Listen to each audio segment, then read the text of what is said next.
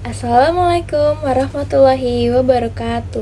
Perkenalkan, nama saya Diah Karunia Sumiarti dari kelas 11H dan dari sekolah SMA N 71 Jakarta. Pada kesempatan kali ini saya akan menampilkan video di mana saya akan membacakan mengenai teks berita. Selamat menyaksikan.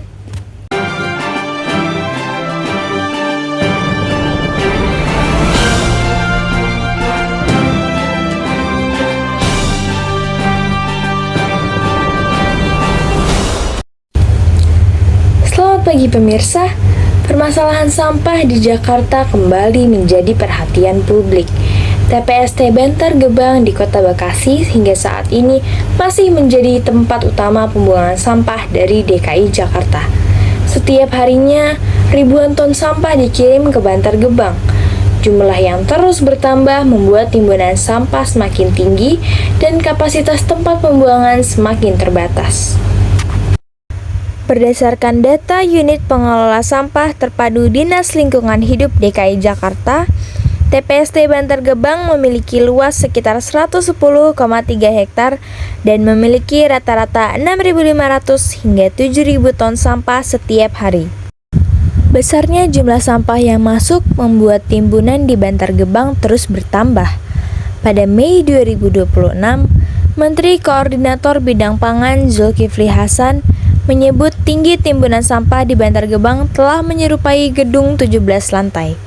Kondisi ini menunjukkan bahwa persoalan sampah di Jakarta membutuhkan penanganan yang serius. Salah satu penyebabnya adalah masih banyaknya sampah yang langsung dibuang tanpa dipilih dan diolah terlebih dahulu. Sampah organik, plastik, kertas, dan jenis sampah lainnya seringkali tercampur sehingga semakin banyak sampah yang akhirnya harus ditimbun di Bantar Gebang.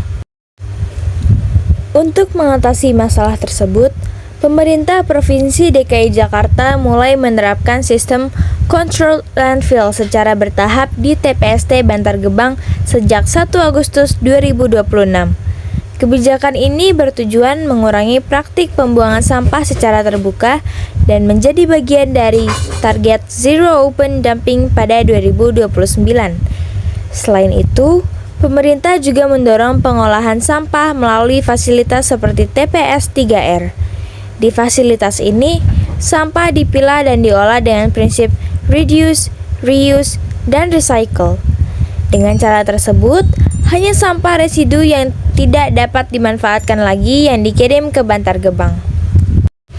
Namun, upaya mengatasi masalah sampah tidak hanya menjadi tanggung jawab pemerintah. Masyarakat juga memiliki peran penting dengan mengurangi penggunaan plastik sekali pakai, memilah sampah dari rumah, menggunakan kembali barang yang masih layak, serta mendaur ulang sampah yang dapat dimanfaatkan. Jika kebiasaan tersebut dilakukan secara konsisten, jumlah sampah yang dikirim ke Bantar Gebang dapat berkurang dan umur pemanfaatan tempat pembuangan dapat diperpanjang. Pemirsa, semakin tingginya tumpukan sampah di Bantar Gebang menjadi pengingat bahwa masalah sampah harus ditangani dari sumbernya. Dengan jumlah sampah mencapai ribuan ton setiap hari, diperlukan kerjasama antara pemerintah dan masyarakat untuk mengurangi, memilah, serta mengolah sampah sebelum dibuang. Karena menjaga lingkungan bukan hanya tugas pemerintah, tetapi juga tanggung jawab kita bersama.